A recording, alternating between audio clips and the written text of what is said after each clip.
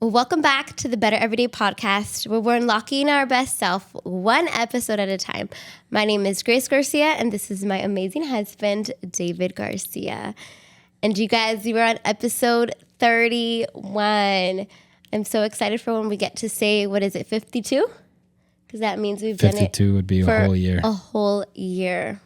I can't wait to get to that moment. We already know we're going to get there. I love having you on this journey.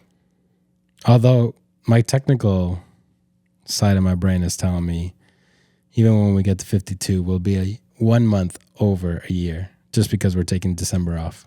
Oh, yeah. Okay. I am so excited today. I get to host, and I've been thinking, what do I want to share? And we truly believe here on this Better Everyday podcast, we're going to cover all sorts of topics. Nothing is off the table.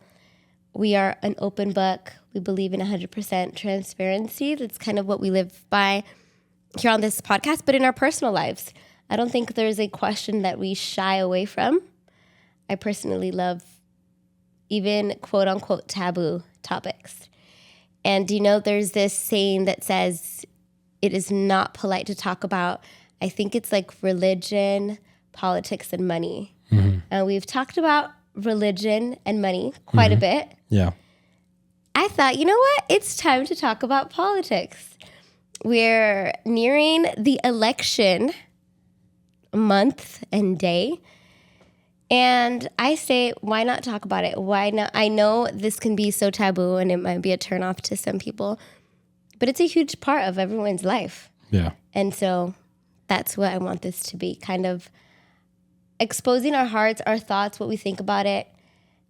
And again, the whole point of our conversations is to make you think. It's not to say this is right, go and do this. This is what we think, and be critical thinkers. Hopefully it inspires you guys to be like, wow, I haven't thought about this area.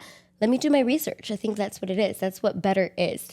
Mm-hmm. It's not a robot. Oh, they told me this is better. I'm going to go do it. But better is using our minds, using our brains, and being critical thinkers. So, fun story. I did get my bachelor's in political science.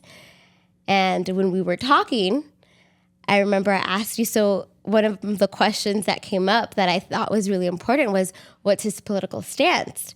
And so I asked you, what do you think about politics and government? Do you remember what you told me? Said I don't care about government. He said he didn't care about government. And to be honest, it was a little bit of a turn off. I was like, wait, hold on. What? You don't care? Because in my head, I needed a guy who thought exactly what I thought in regards to politics and government. And well, you didn't even care. You didn't want to talk about it. You just didn't care. And I'm like, but I'm majoring in this. How do you not care? And then I asked you if you ever voted in Canada. Never. Which to me is wild, you guys, wild. And I was trying to see, is this a deal breaker? But I asked all of my questions of what I believe in, my morals and values, and you lined up. So I was like, okay, I can oversee this. And to be honest, I'm so glad it wasn't a quote unquote deal breaker, because I've gotten to the point where I'm caring less. I'm caring less.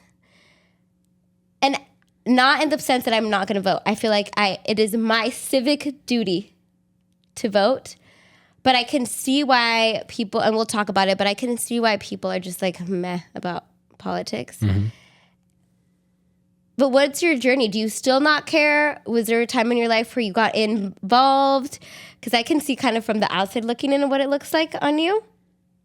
But did you always not care? Did your parents not care?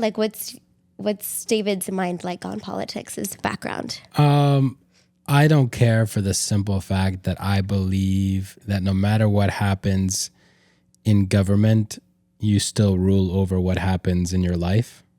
Okay. Whereas a lot of people go, whatever happens in government affects me completely.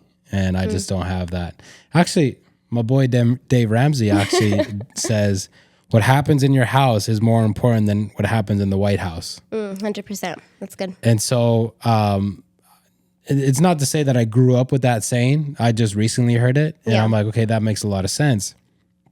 And I don't think Dave Ramsey doesn't care about government, but it's just like, it's the truth. Whatever happens in the government is going to happen. And I think I believe I have a negative connotation. I have like a negative prejudice over like what happens in government. I think I do tap into a little bit of like, okay, all this is rigged. Like, people in government aren't really even in control. It's all the lobbyists. It's all the people with money. It's all the companies. But like, were your parents telling you this at school? Did you learn this? Like, did you see it? No, like, this is just, I guess hearing it here and there. Okay. And then I've always been kind of like pessimistic, I guess, towards people. And I'm like, it's for me. I think I've always thought it's rare to find somebody who's genuine, who's authentic, and I just think, maybe I've been influenced by like shows or movies or whatever. But yeah, I'm just like, I don't care about government. Like, I feel, and maybe a lot of Americans or Canadians feel the same way, like my vote doesn't really matter. Although like they like to like just say it over and over again. It matters. Your vote matters. Like your vote can make a difference. But then like you watch the elections and then you're like, oh, like so-and-so won in the state by like 1.2 million votes. It's like, oh, okay. So if I would have voted for the other guy, guess what? My vote doesn't matter.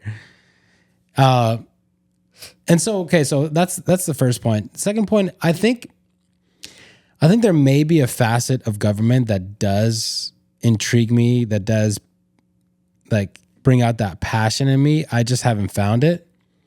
And just again, because I have that negative connotation of just like, hey, whatever happens, it's all I do lean towards like, oh, like the president is not really the one in charge. Like he's just a puppet. He does whatever like the powerful people want him to do.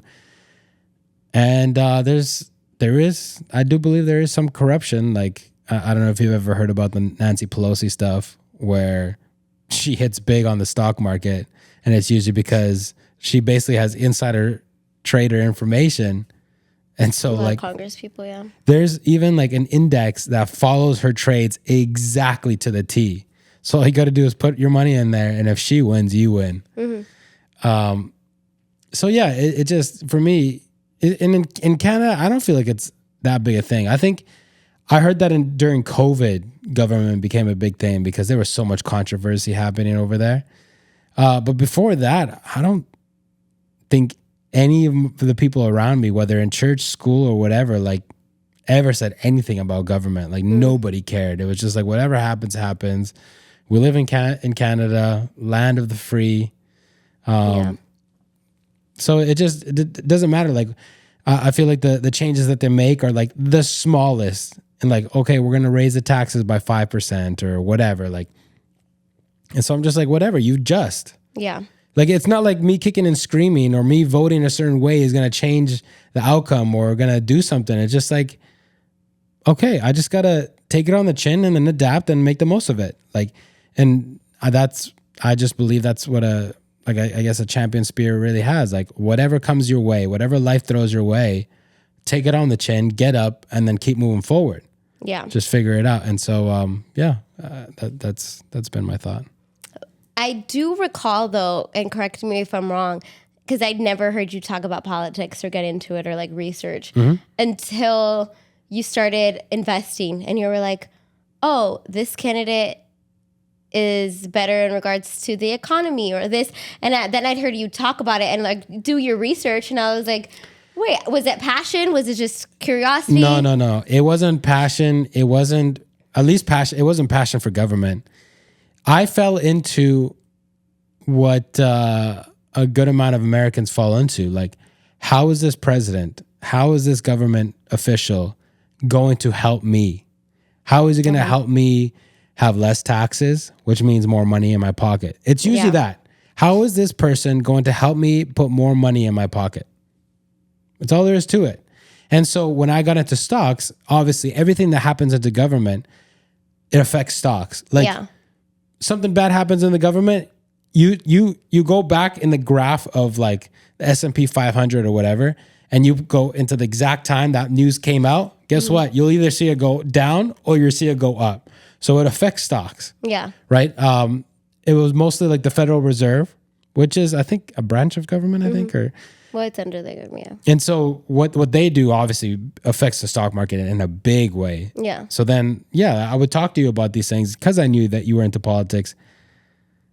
Not the economic side. But no, I mean, just skip over that part. But yeah, so it was mostly just how do these changes, how are these, whatever they're saying, whatever they're doing, how's it affecting the stock market? Because based on the stock market, I'm going to make certain decisions that will put more money in my pocket. That's all it came out to. So it was for, I guess, a selfish reason of how do I make more money? But I think most people vote with that in mind, like a selfish reason, like who's going to allow my family to come? Who's going to protect my women's rights? Who's going to help my business? Like it's always usually like them centered, right? And then maybe like what they think is best for the community and so on and so forth. For the most part, it is very selfish. Whatever my beliefs are, do they align with it? Do they empower me? It is very selfish, and that's why when the politicians go out and rally, they'll tell you what you want to hear. Yeah, very emotional driven. Yeah, because all they want is your votes. So to certain states, they'll be like, men's rights or women's rights or whatever, and like, they get rallied up, or like, over here we're gonna take care of the blue collar workers, and then sometimes like the farmers, and the union workers, and blah blah. But in this state, I'm gonna say something about immigrants and how we're gonna open it up to everybody, and we're gonna take care of you, and we're gonna set you up with scholarships and blah blah blah blah. Like all this stuff, it's just like, how can their campaigns are usually, how do we trigger the people to get them to vote for us, to make them feel like we will take care of them? Yeah. But then every single time, the person gets into office and people go, when are you going to do what you said you were going to do? Yeah. Oh, hey guys, like you already know, to write policy, it takes time. To pass it through Congress and the House, it takes time. And then all this stuff and the debates back and forth. Sorry guys, it might take 4 years. And every single person was hanging on to every single word that they were saying, hoping that the moment that they got into office, it was going to happen, just to find out it might not even happen. Yeah. And I think here in America, that's part of our culture, like politicized. Because I remember like in 2000, I remember like when you're in elementary and there's a big election, like they would write the presidential candidates on the table, and then when you would put your trash away, like you'd pick a side. Like I clearly remember like being excited, like and see which name had the most like trash or whatever, like their lunch carts. Yeah. And at such a young age, and I remember at the playground like talking about like Bush and Gore, like, oh, well, my parents said they did this, and my parents said they did this, and like it being a part of our conversations. And it wasn't just me. Again, it was like the kids around me. Like it was that culture. I wasn't like really passionate about it until I do remember middle school, same thing. Like I remember Obama being elected, and I remember us like as a family like praying for the election, like going to services at night, like praying. And then in high school, I think because my parents were so like passionate about it, I was like, okay, this is like interesting me. And then I fell in love with Esther's story from the Bible of how like you were made for a time like this, and how she was a key player in basically a political situation. And I do think politics is in the Bible. Like you see so many kings and so many advisors of the kings and things like that. And so I do think it's important. I do think God has his hand in it. I don't think it's like forgotten or ignored by God.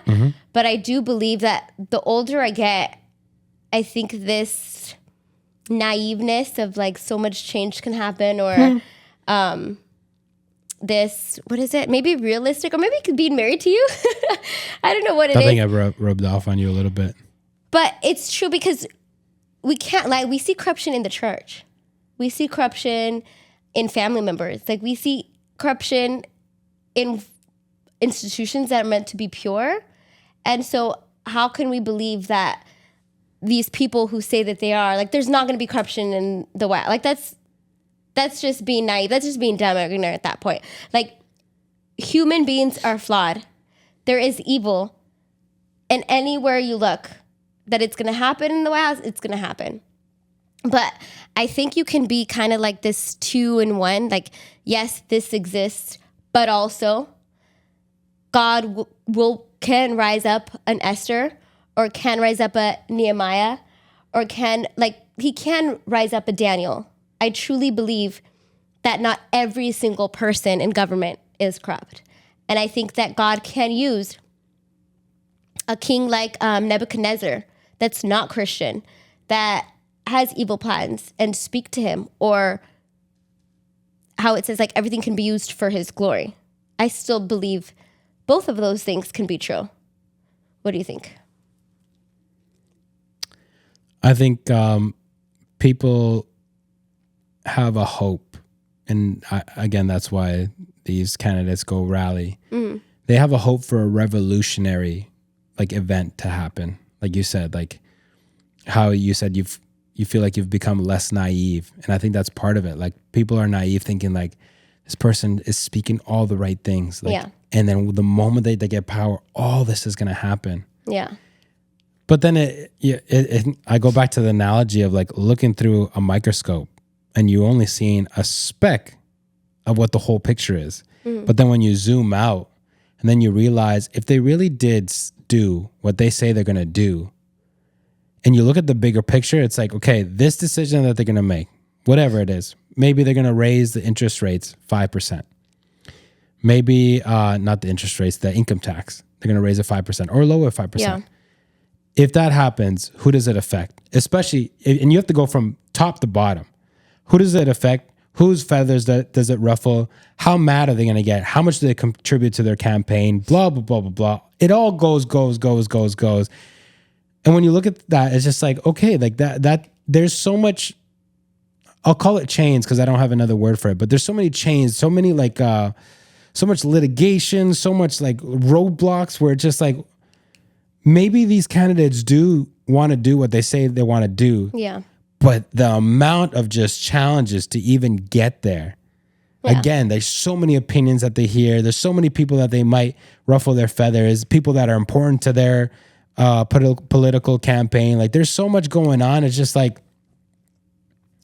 and that's why, like, I think at the end of every term, people go like, they just go, did he really do what he said he was going to do? Most of the time, it's like, not really. So then it comes down to, was he a good president? And it's just based on like, okay, out of 100 things that they said they're going to do, he did 5. Okay, the rest of it only did 2 or 3. Okay, yeah, he's pretty good. Yeah.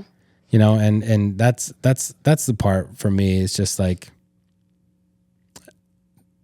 how much hope can you have in it? And that's why, like, it used to bother me, especially when we were younger. You were like, no, the government's going to do this and blah, blah, blah. And I'm like, homegirl, come on. But I think people, put so much emphasis on presidential elections when that's just like a tiny aspect of our government. And they think so much is going to change with a presidential candidate, not realizing like he isn't all powerful in our government isn't where the president has all the power. And so to put your hope first on any man, including the president, is kind of bad from a Christian perspective, right? Like, our hope should be on God. Mm-hmm. But even as an American, like, it's naive to say, oh, this president, because presidents only have so much power. You still have Congress, you still have the Supreme Court, that there's 3 branches that keep checks and balances. And then when you look more deep into it, the founding fathers of this country did it so that a law can't quickly be put into office, because there's danger in that. It has to go through so many things. So it is a slow, tedious process that makes people complain. But it kind of was put there as like a protection mechanism. But what I think is, I still hold on to the fact where, and there's a Bible verses that I want to bring up. I believe it's in the book of Romans, where, yes, 13, it talks about submission to the authorities. And then it says, and those that exist have been instituted by God.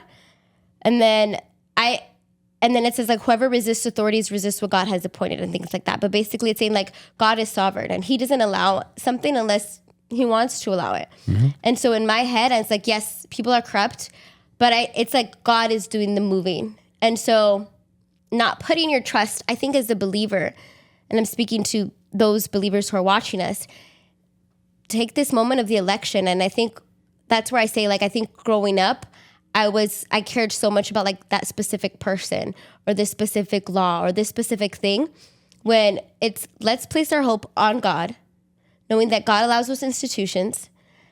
And we might not see that even whoever is there, even if we don't agree with, even if we didn't vote for them, even if we quote unquote think they're corrupt, like always be praying for them, honoring them, because God can use them. Who are we to say that no, God wasn't going to speak to King Nebuchadnezzar or use him, or King Darius in Persia? Like in the books, it looks like no, they're not for God's people, but God can be like, no, okay, I can use him. You might not even see it. You might not even know what I'm doing in the background. What do you think about that? I think that's possible, but I think the issue, Christian, non-Christian, I think people vote for the sake of how do I make my life easier, or how do I get my point across easier? Mm-hmm. So we're talking about feminism, we're talking about maybe abortions, maybe we're talking about immigration law, all this stuff. Like, yeah. And like we could talk about money as well. How can I keep the lifestyle that I have right now and you're going to make my life better? Not how am I going to better myself? And that's where I like really start separating myself from government, where it's like, no, what am I going to do to make my situation better, regardless of whoever's in government? Whereas I think most people go, no. How do I keep the same lifestyle where I'm not really changing things? I'm not putting more effort, and you help me out more. You know, that's money wise. That could be point of view wise as well. You know, like how do we empower this movement or whatever? And for the sake of what you're talking about, I think people do put a lot of eggs in their in the basket of like the president, and they don't see how long the processes are to get what they say they're going to do. And that's why usually there's some presidents that go like, on my second term, that's when I'm going to really kick it up and, you know, get things done. And yeah, it's completely incorrect to put, you know, your hope in a person. They're going to fail. You don't know how many people are influencing them. And that's the thing that always gets me. And that's what I'll definitely say. And it goes back to what we've talked about before. You know, you see a person, but you have no idea what they've gone through, what they are going through, who's influencing them, who's around them, what money is influencing them, what influence is influencing them, like all these things. Like we don't know. Like we see what, this might sound like, you know, starting going into like a rabbit hole, but we see what they want us to see, plain and simple. Everything else we don't see, so we don't know. And I think that's why there's so many like conspiracies of like, oh, this and that, blah, blah, blah. And people go down the rabbit holes. And sometimes when you listen to those conspiracy theories, you're like, they might have a point a little bit, you know? Yeah. And so, don't put your hope in man. Put your hope in God. I do believe, and it does say in the Bible, you know, like respect the authorities that are over the land, which is basically government. It says that they're godly placed. And so that's why I'm just like, I don't really care, because it's like, okay, like I'm not going to sit here and just kick and scream of like, oh, they're not doing what they said they're going to do, or they're not doing what I want them to do. It's just like, again, it goes back to God placed them there. Let them be there. Respect them. I'm not going to be like, oh my gosh, what are they doing every single second of every day? Like, I don't care. Like whatever it is happens. I think part of us should be able to adapt and do the wise thing, do the godly thing, be guided by God. And yeah, I mean, nobody deserves to be on the throne of our life other than God. Yeah. I don't think it should be like, oh, don't care vibe. And that's, I think, what will forever be different. Because I do, and especially people. I worked in like, they're called PACs, like political action committees, more like grassroots, like local government jobs. And they always say like local government is what will impact you more. Like it's how you said, it starts in your home. Whatever happens in your home, you're going to feel that way more. And then whatever happens in your job, school, city, like then it goes out. So usually people care about the bigger picture when you're less likely to feel that versus the small picture. And I do think it's super important to be involved in your local government. Even things as like the school board, like know who's on the school board, because especially as an educator, whatever the school board goes kind of trickles down to the teachers, kind of trickles down to the students. And I feel like people don't vote for those things, where it's like, that's where you're going to feel more than the presidential election, right? Because those are the people that really are doing the movement, and people don't care. Usually there's a couple people on the ballot. It's like, oh, whoever is the incumbent, because people don't really want to do their research and things like that. But it does affect people, I think. And I think part of loving our neighbor, or part of loving God, is seeing, okay, what does that look like in the political realm? Whether it happens or not, it doesn't. And I think, again, we will not see eye to eye, because I do think if we can make the world a better place, let's do so. And you might say we can never change if our vote doesn't matter. But if there's people who think, no, our vote matters and it's something I can do, then I think you should do it. Okay, I have a question, and I was trying not to interrupt you, but you touched on school, and I don't know how the government, I don't know how the federal policy works in regards to schools. Mm-hmm. But you're saying, okay, you need to worry about your local school or your local government. Your local government affects maybe schools, blah, blah, blah, right? My question is, who took God out of schools? Would that come from a federal level? Did the local government not have a say in that? Did they all just fall magically into line? Like, how did that work? Yeah, it's federal. It's federal law that like you can't, prayer is out of school. Mm-hmm. So all public schools have to abide by that, like no matter what state you are in. But there are certain, like the school board, besides that, like they affect of what teachers, like the curriculum, what teachers are teaching in the classroom. You can't go completely against the federal. But again, there's a lot of things of like school choice of, should you force your kid to go in the school that they are programmed? That's more like state. Or can they have a choice? What happens to like how teachers are hired? That is also by the state. What credentialing does the teachers need? Things that affect teachers that will affect students. When it comes to finances, how are they split up? Like those types of things. And so usually a lot, like if it's on the federal level, it has to be so big and then kind of goes up in the courts until it's like, okay, is this constitutional or not constitutional? That is the whole law of the land. But if it's not a constitutional issue, then that's where the local and the state government have more of a say. Okay, let me dig a little deeper. California schools have, I think, been known for like, oh, we never have money. We're low on teachers, or, you know, we got to fire teachers because we don't have any money. We have too many students for one teacher. And you're talking about caring about local government. So are you basically saying that every single time, whatever local official needs to be voted in to be able to make the school better, we've always chosen the wrong candidate? I think you've chosen the wrong candidate or just not cared. Because even if you go to like a PTA, for example, and they talk about fundraising and things like that, or they talk about, it's like a parent asking, oh, where's the money going to? Or how much of it goes to the teacher? Or what is this fundraiser going to be used for?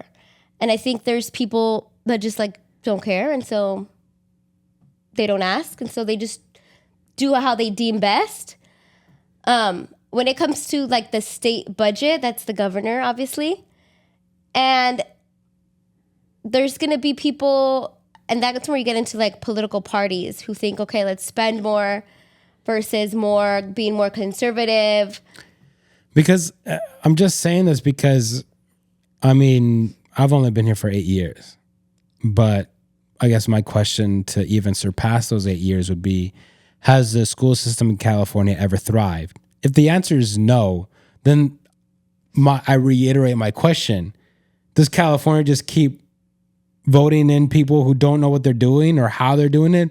Or are they just being voted and just those people are falling in line with whatever? Like, why we talk because your point was we have to care about local government. Yeah. The local government is going to make the changes and blah, blah, blah. But you're either saying people don't care about the local government and that's why it continues to suck, or you're saying that people do care and they're voting some sort of way and these people still suck. Like, I mean, that's what, and you'll see, you can see the track record of California, like what political party usually is voted in. And you kind of say it touches on emotion of like, they keep saying the right thing, and people still vote the same. Then it comes down to like, I guess the people believe it so much because California has been a Democratic state for a really, really, really, really, really long time. That I always ask that too. Like, okay, people keep voting for Gavin Newsom. Like, hello, California's getting worse. People are saying he's getting worse. I would love to sit a Democrat down and ask them, like, why'd you vote for Gavin Newsom? Like, what'd you think was going to change? I don't know what they say. But even in the taking it down from the state level to city, you see districts, some are better than others. I am a testament. I don't want to say where I work, but you know that I'm a testament to they treat teachers way better in my district than in the district right next door. okay, but And that is because of like the school board. But then you're also comparing like bad to worse. Would you say your situation is good? You've come home, what was it, last year, the year before that? Like, I have like 30 something students. Like, this is ridiculous. Like, we shouldn't have this many students per Correct. teacher. So then I go back to you're not comparing good to bad. You're comparing bad to worse. Yeah.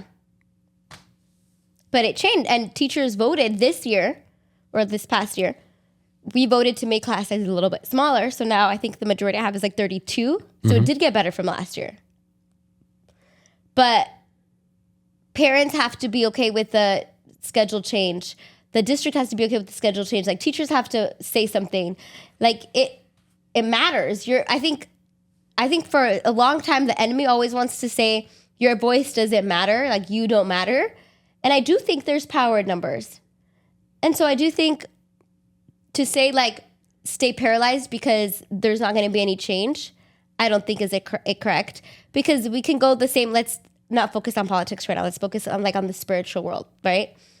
It's like saying, okay, you see how this world is kind of heading downhill. And you see that it's going to get worse. And it probably has to get worse, right, for it to get better. Like, what's the point of prayer? Or what's the point of a Christian spreading the light? Or what's the point of being salt? It's like, well, we believe that God is sovereign and he's called us to do our best. He's called us to do our part. And so whether we see the change or not, we know that we are putting seeds, whether it's for our generation to see or the future generation, but we're doing our part. And I do think, and especially in California, I know that they say like your vote doesn't matter because mostly all the vote, we can kind of already predict. We know how California is going to vote in the election. But there are key swing states where their vote matters because it's borderline. You just basically said that in California, your vote doesn't matter. In the state level for the political election. But there's so many things, so many bills on and that's, I think, the key. Like, people just vote for the president, but there's so many bills that it does matter. Like, your voice does have a say. And again, like, police deputy, like the mayor, the school board, like those little things that people don't like oversee. Like, those things matter. I personally think. Even the court justices who on the ballot aren't Republican or Democrat. Like, that's where your vote matters. Okay, let me zoom out for a second, okay? Because we zoomed into local government. Let me zoom back out. And let me ask you a quick key question. Mm-hmm. How should an American citizen vote? American or a Christian? Do both if you want. Okay, because I've said this before and I'll say it again. I have so many identities, right? Like, I'm an American, I'm a woman, I'm a teacher, I'm a mother, I'm a wife, I'm a daughter, I'm a granddaughter, like whatever. And the reason why I say those identities is because each of those, depending on which one I zoom at, could affect the way I vote, right? Like, I'm a first generation. That might affect the way I vote on immigrant policy. I'm a woman. That might affect how I'm going to vote on a women issue. I'm a small business owner. That might affect the way I vote fiscally. Like, whatever, right? You can see how each identity, how you said, there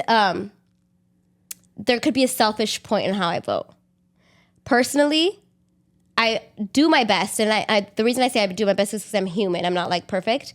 To zoom out and say, as a daughter of God, like, that's the only identity that I think I should take key into consideration. How should I vote? And I do like see. I always try to like see the good in people, like the best in people. And before, I'll confess that I judged people hardcore, which was like not the good thing to do. And I'd be like, how can a Christian vote this way? And that's like very judgmental of me. Like, how can a Christian like judge someone's intention? I have no idea like how their heart is. Only God. Mm-hmm. But it's okay. What are the morals and values that I think? And obviously, this is I think because the Bible doesn't say for this vote this way, for this vote this way, right? It's okay. As a believer, what do I think is in God's heart? What do I think is the best? And do it that way. And I truly believe that. My mom would always say, like, I'd ask her, Mom, are you Republican or Democrat? And she'd say, I'm an independent. I'm an independent. Like, she always said that. She was registered independent. I decided not to register as an independent because every time I'd ask her, she leaned one way. So I was like, why do you say that? She's like, because you never know, the other side can surprise me. But I don't know, as an American, I know you asked me as an American, I don't think I vote like as an American because I think I vote as a Christian, if that makes sense. Okay, but you still haven't answered the question, so. So I vote with thinking, okay, what does God care about? What are like the morals and values? Like what? For me, it's the life of the unborn. For me, it's like religious freedom. Who's going to protect the church? For me, it is I hesitate because of the political climate we're in. Israel, like, who's pro-Israel? But I do not agree with what Israel is doing in this genocide. I just want to make that very clear. But I do think, and I've heard there's this woman, I wish I remembered her name. She is like for the protection of Israel because Israel is a small country hated in the Middle East. That if United States didn't protect them, they could easily be erased because there's so many powerful countries around them that hate Israel. But that doesn't mean Israel has the okay to commit atrocities, if that makes sense. So I think Israel needs to be protected, but not applauded for what they're doing to the innocent. So I just want to make that clear. Those are like some of the things that I look for. Okay. So that's you personally. But if you had, which we don't, but if you had like 10 million people listening to you right now and you could inspire them to go out and vote, what would you say to them if they were to ask you, how is an American supposed to vote? How do we know which way to vote? Because I feel like there's no other way for you to be like, oh, just go with your values, which goes back to, oh, whatever you care about, go vote for that. Yeah. Which, again, it's just kind of like, well, I think there are some people. I think there's a good amount of people that vote, let's say, Democrat. And I only know this because of we're in the Hispanic realm. but they'll go Democrat because the Democrats are always like, hey, like we're pro immigrants. We'll put up programs to help you guys. We'll give you guys citizenship. We'll, get you in like a lot easier than the Republicans would. And so it's like, okay, with that mentality, it's not that selfish. It's not even selfish at all. It's like, okay, I care about, like, I know where I came from and my parents went through X, Y, Z to even get here. Let's make the process a little bit easier for other people to get here in a safe manner, not to like put themselves in harm's way. Okay. Like that's a way to vote. Yeah. But so then I go back to like, how should an American vote? Should they, let me just elaborate on the question. Should they vote in a selfless way? How do more people get, helped? Or should they just completely selfish? And maybe in their selfishness, they believe like, oh, like it'll affect more people. Like, again, you go to like the abortion stuff. You go into the feminism. You go into the LGBTQ. You go into immigration. You go into money. Like all these things. Somebody could be like, oh, like I'm standing up for the people. But in reality, it's just like, I just want my life to be easier. So again, in that, hopefully that expands the question a little bit better. How should an American vote? I'm going to answer like how I vote and hoping it inspires others. Okay. So before I would think there's a right or wrong way to vote, right? Like I'd be like, you're not Christian. And I'm going to be completely honest and I'm going to put myself out there. So if you criticize or hate me, I'm giving you the liberty to do so because of what I'm saying. But I hope that they hear me out before judging me. And then also this is your preface or preface. Mm-hmm. But you are saying that you aren't like this anymore or as much. Yeah. So I am a registered Republican. And I know some people hear that and and if there's Democrats here, they're like, 10 people just clicked off. Yeah, like we're not even going to watch. But I ask that you open up your mind because I was one of those people that if someone just labeled themselves Democrat, I'd be like, I do not care about their political opinion. Like they're just wrong. They're just wrong. Like I wouldn't even hear them out. And I don't think that's right either. I think Jesus would have sat at the table with both and heard 100%. Them out. 100%. Mm-hmm. And so that's all I'm asking, that you sit and you hear me out. Could I change? To be honest, I'd have to be like super convinced, right? Like I'm just going to say that. But this is why I'm going to tell you, this is why I vote Republican. And I'm going to explain why I think people vote Democrat. And if you are Democrat and you don't, you are invited on here. Like, I would love to hear from you because I personally know Democrats who, like, I love their heart. And so I don't judge. That's what I'm saying. I'm not judging and I don't hate them for it or whatever. When before I would have because I was so closed-minded. So, and I think this also kind of goes how we were raised, right? And to like how you said what we believe. Mm-hmm. I think Christian Democrats or Democrats who are selfless, who love people, who don't do it for like, what can I get out of it? But who vote because they truly believe that's the best way, do see the immigrant. They see the unjust. They see the immigrant. They see how they're treated. Mm-hmm. They see how women are treated. They see how people are in poverty and struggling in this economy. And they vote like, we need to stop this. Like, let's help people. Mm-hmm.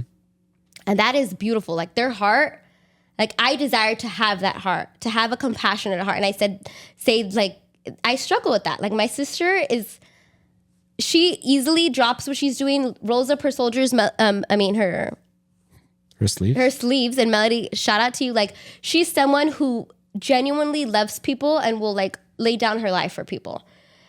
And I think a lot of Democrats, again, with good hearts, they vote like that.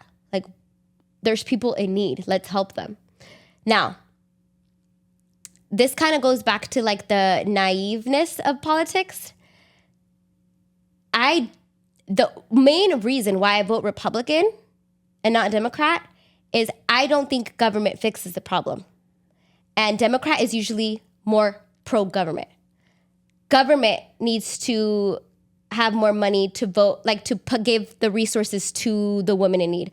Government needs to have more money to give to the families in need. Government needs to have more power to help the immigrant. Government needs to have more power to help the small business. Government needs to have more power. Usually, that's what the policy is, right? Like, let's fund these government programs. If you've ever been to a government sort of program or line, it is so inefficient. Like, just go to the DMV, for example, and you'll see like how long it takes.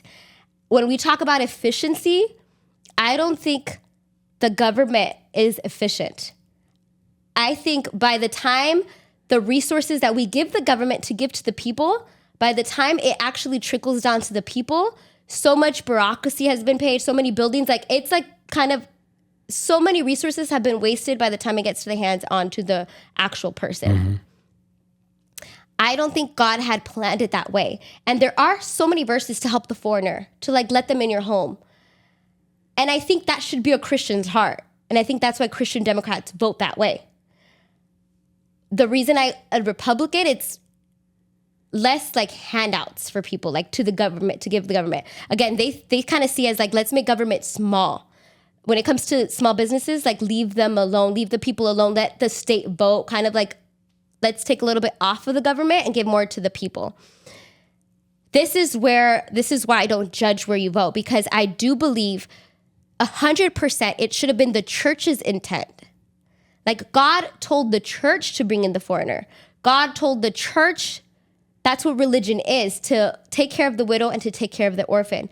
Like the church is the most effective way to get to the people. Like as soon as the people get in the doors, because again, that's what church is. Like you see the lost, you see the sick, we should help them. We should house them. We should feed them. We should like whatever. And a lot of churches do an awesome job at that.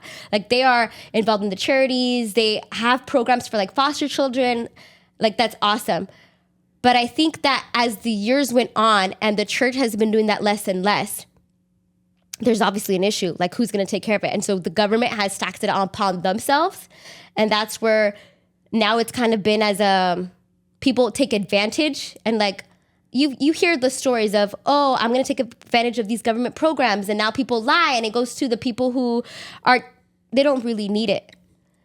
Because how do you filter so many people? I think it would have been an awesome way where like pastors and leaders see who needs the most help and they do that. But I think as the church has kind of lost their light and lost their salt, it's like, okay, people kind of have nowhere to go. And they say, well, they kind of put their hope in government. Well, the government said they're going to do this, so I'm going to vote for that. That's why I vote more Republican, because I think the church needs to go back to its roots and do that. I personally, as a citizen, don't want to give more power to the government. That's why I vote that, and that's why. But I think, again, it goes back to like, I think how Americans should vote. American with the research. We are a free, like public education is there. Again, public education can have their own agenda, but the point of public education in the first place is to educate their citizens so that they can read, they can write, they can think for themselves. Is education teaching that? Some teachers are. Some teachers tell you what to think. I personally always try to have students come up with their own conclusions and their own thoughts, like look at various sources, like how do you get your opinion? But as an American, how you should vote is with critical thinking. Don't listen to a debate. Don't listen to me, my story. Don't listen to someone's story and be like, oh, this really touched me. Now I should vote this way. Like, do your research. Maybe look at, okay, government-funded programs. Like, for example, WIC, how many have been taken advantage of? Does it actually work? If it does, then give money to it. Awesome, right? Look at this other program that you're really passionate about and do your research, because Black Lives Matter. Like, it's crazy how much money they got and then how many people, like, of their top tier, like, speakers they put into jail because they were pocketing the money. Like, just do your research. Like, see where, like, and that's why I think Candace Owens does a great job. Like, she'll pull out, like, because a lot of nonprofit organizations, they have to report where their money goes to. And she does the breakdowns of, like, this is where their money is going. And a lot of it is public information, but people just don't do their research. And so as an American, I think that's how you should vote, with critical thinking skills. As a Christian, that's where I think it differs, because people think government does a good job at that. I don't think they do a good job at that. I hope that answered your question. Yeah, it was a good answer. I like the part where an American should vote with critical thinking, which I don't feel like a lot of Americans do. Mm-mm. And that's why, what was it, like 2 weeks ago, 3 weeks ago, Taylor Swift came out endorsing the Democratic Party. And everyone's like, oh, well, that's going to sway a lot of people. Yeah. And it's just because Queen Taylor is voting that way. We're all going to vote that way because we love Taylor and we trust her, you know, like. Or even we were listening to the debate of Donald Trump and Republicans were like, he won the debate. And I'm a registered Republican. Mm-hmm. I was like, did we listen to the same debate? Like, Yeah. He said really dumb things, but because people just vote for him, like it goes on the other side, they're like, oh, it was an awesome debate. And honestly, I think government officials know that. Because I don't know if you've noticed, but Donald Trump has been going on a campaign, but of a like podcast campaign. He's been on like a bunch of popular podcasts, and it's just like, I think he just sees like, this is what's mainstream. Yeah. This is where I'm going to get the most ears. This is where I'm going to sway all the votes. Like, and yeah, it is sad because, I mean, you just see it in American culture, American society, how many people are actually critical thinkers and how many just go with the flow. Yeah. And that people always go, or what did they say? 40% of people already know that they're going to vote Democrat no matter what. Yeah. The other 40% already know they're going to vote Republican no matter what. It's just that 20% that might be swayed. And maybe those are like the critical thinkers. Those are the ones that are still like on edge. Like, let's see what this so-and-so has to say. Let's see what the policy, because a lot of people in that debate with the Democratic and Republican Party, they were like, when were you guys going to talk about policy? Like, you guys just kept like jabbing at each other, but it's like, where's the policy? Like, the people want to know what the heck you're going to do when you finally get into office. Yeah. And I also like the part that you said, like from what I got from it, the government has taken on things that the church should be taking care of. And as you were speaking that, I thought about it, and I wanted to ask you, do you feel like every single church should be taking care of those like essential things? So like, it's the sick, it's the orphan, it's the single mother. I forgot the rest of the list, but there's a list of people that the church should be taking care of. Yeah. Right? Do you feel like every single church should have some sort of program like that? Or is it only churches that are quote unquote called to do it? Or what? Well, James chapter 1, verse 26 says, religion that God our Father accepts as pure and faultless is this. It says to look after orphans and widows and to keep oneself from being polluted by the world. So here it's not an exhaustive list. It says like true religion, right? Like Okay. we practice it. So I think like the widows and the orphans, I think as members, we should keep an eye on them, making sure they're not like, Well, okay, so no. I don't think, and I'm sorry if it seems rude, but I don't think you could say should keep an eye on them, because keeping an eye on them is one thing. Like, oh yeah, I see them. They're still coming to church. yeah. It's another thing for what you're saying is the government is trying to do what the church is trying to do. So what is the government trying to do? Give us your tax dollars so we can make these programs so we can take care of the orphans and the widows. What you're saying is, no, the church should be taking care of the orphans and widows. So that doesn't mean keep an eye on them. It's take a tally of all the people in your church. If you have orphans and widows, take care of them. Don't just keep an eye on them. Yeah.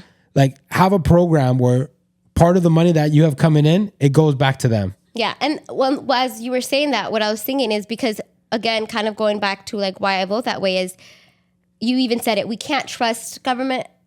Like there's just it's not just the president, right?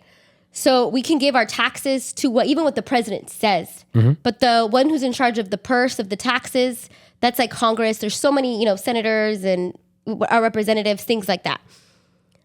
So how do we know that our money is going there? When in the book of Acts, like how the church worked is let's put all our resources together and let's give to those in need, right? Like let's sell our property, let's do whatever we have to do. And yeah, you should be able to trust your church and say, if I'm going to give my offering and if I'm going to give my tithe, it's going to go to those in need. Like that's, I think, what a church should do, right? If we don't trust our church that much, but we trust our taxes, that they're going to be used for the right way, that's a huge problem that the church needs to fix, like a moral issue. And so I do think the capital C church of God, like the kingdom of God, should care about people. It's about loving your neighbor as you love yourself. It's about, like Jesus says, like, you didn't even give me a cup of water when I was thirsty. You didn't even clothe me when I was in need. Do I think every single church, I don't think it's possible for every single church to focus on all of the things. I do think there's going to be a church whose maybe main priority is like the foster children. And then maybe another church who goes after those who, like the teen moms, and like helps them out. And I think another church, the elderly, right? Another like the disabled. Like I do think each church will have a different calling. But I think the capital C as a church, that's where it says like we are all members of one body, because we're going to all have different functions. Would it be awesome if a church has like different ministries? Of course. But do I think efficiently, if that works out, like logistically, like one church with 100 members, I don't think that's reasonable. Okay. I feel like you saying capital C church should take care of people doesn't really answer the question. My question is, should every church, every congregation, whether it's 50 people, 25 people, 5 people, 1,000 people, 10,000 people, should they have? I'll even give you, okay, they won't have every single program. They won't be able to take care of the widows and the orphans. Maybe they'll be able to take care of one. Mm-hmm. And maybe it won't be obviously all the orphans or all the widows. Yeah. But like within their community or even within their congregation, right? But my question still stands. Does every church need to have some sort of program like that? I think they should. I think that's what makes a church a church. I think I think there's a verse, and it's getting me mad that I can't figure out what book, but I think there's a verse where it says like, if you can't even give your brother something to eat, like what makes you think he's going to listen to you? Like if you don't meet his physical needs, like he's not worried about his spiritual needs right now. He is on the verge of like starvation. And it seems like the church has gotten so spiritual and, we're just meant to preach and like reach their hearts. And I wonder if that's why you have so many people kind of like turned off from religion, because you're a hypocrite. You say you care about me, and then here I am in need. Like there's no one to be found. Yeah. And I think the church, even years ago, like they did, Catholic churches also, they had like an orphanage, right? And like they did take care of the widows, like they had programs, and I think we've lost sight of that. I do think it's important to meet your church's physical needs. Like the pastor should know our congregation is struggling with what? Like what is it? Is it with their papers? Is it with their finances? Is it with their marriages? Like what are they struggling with? And find a way to meet that need. Also, their heart matters. Obviously, I'm not saying like don't talk about Christ, but it's very hard for them to focus on Christ when they're suffering, like their physical needs are suffering, not being met. And so I do think a church has that responsibility. I would also say, so like, okay, first in the book of Acts, the early church, I distinctly remember at least once, maybe twice, maybe more, it says they all congregated and they all divided up all of their money and they spread it out towards the people that were in need. Yeah. There were some people that didn't need as much. There are some people that needed more. And I think that's very important in the church and in any church.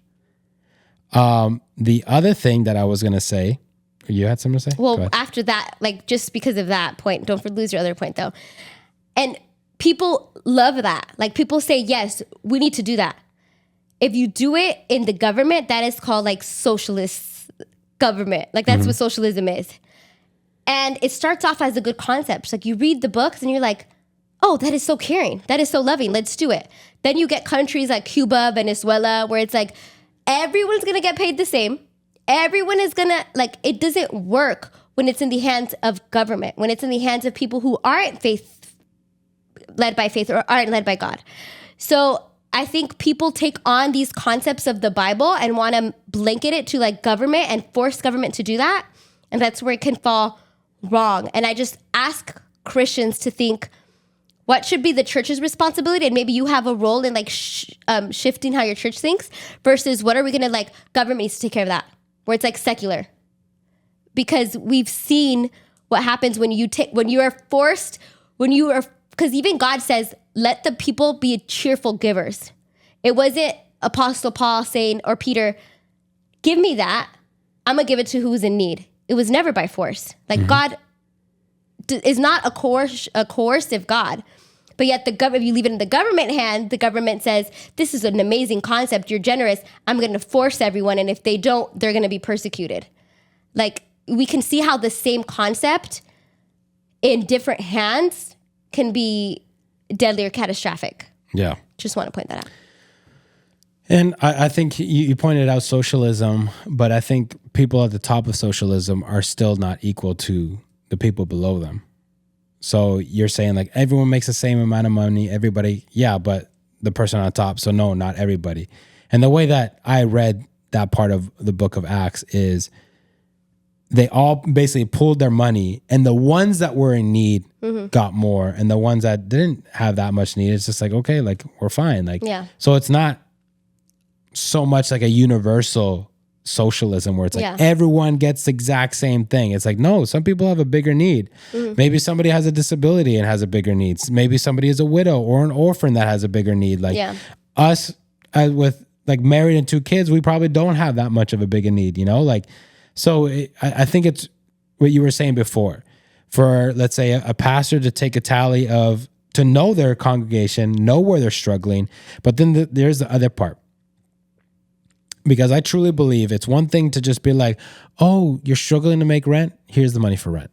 Oh, next month you're struggling again to make rent? Oh, here's the money for rent.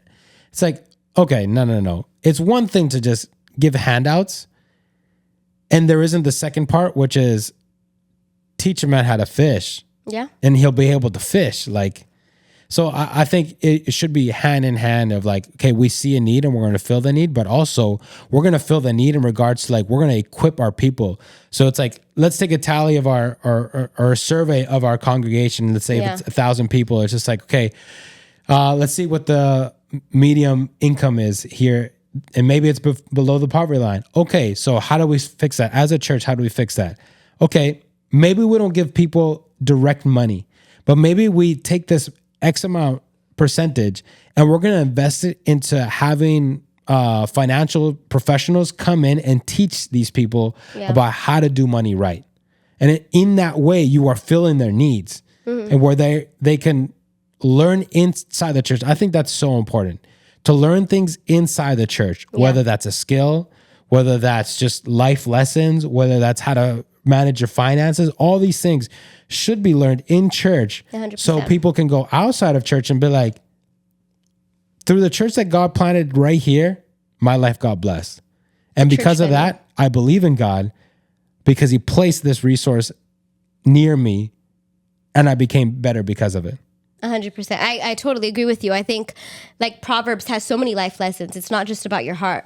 It's about your work, your finances, your relationships. It's so much more. And I think the church should focus on the human as a whole. And humans, we're multifaceted. And again, be critical thinkers, but my opinion is look at the 2 parties, political parties, and which one wants to just give versus one that's like, no, because you start inhibiting people to not think for themselves. I don't think that's wise either. The Bible never gives us this victim mentality of like, oh, I'm going to stay stuck here in my need. It always says like, we're more than conquerors. Like, we're going to get out of this. And so I think our policy or how we vote should reflect that as well. Like, which party wants to not give so many handouts, but which party is like, all right, you need to get on your feet. Like, you got it. Let's do this. Just, that's what I want to say. Like, do your research. Like, don't even listen to me, but go on and do your own research. Listen to me. No, I'm just joking. But yeah, do you have any last words? I do not. I hope you guys stay long enough after I told you my political party to hear my heart. And I hope you know and feel free to ask, like, what do you think about this policy? Or what do you think about that? Because I've shared this before. I think I put a YouTube video. It's not on the Better Video podcast, but it was like why I vote Republican, and it was similar to this. And there was on that a comment, a person saying like, "What? Like you're against women or whatever, right?" And I had it was a good conversation, like meaning we went back and forth and we both heard each other out, and that's what I like conversations where they're listening and they're not just like, this is what I want to say and I don't care what you say back. That's not a conversation. And so like ask us, like know our hearts. And I truly believe that that's what Jesus wants, us to love one another regardless of our differences. But I hope this inspires people to just think for yourselves, you guys. That's what the Better Everyday podcast is. Let us be better. And a lot of people want to take the easy way out when it's political election season. And we have always said, and we will say this time and time again, that the easiest way is usually not the best way. It does take time to research. It does take time to listen. It does take time to put our emotions aside and say, okay, I'm obviously moved by this speech, but why do I feel this? What is their message? Are they trying to persuade me? Like there's marketing tactics in every single thing. And so let's not take the easy way out. Let's be better every single day. But how we said, no topic is off the table here. So if you're interested, let us know. And if you found it interesting, share it with someone. I would love to hear what your friends and family think about this. I know not everyone might not agree, but like it. If you enjoyed this conversation, we hope you keep on watching We Didn't Lose You, because we're going to have a lot of conversations like this. There's other topics I want to touch on that we haven't yet. And I'm excited. So thank you guys always for tuning in. And until next time, bye. See you guys.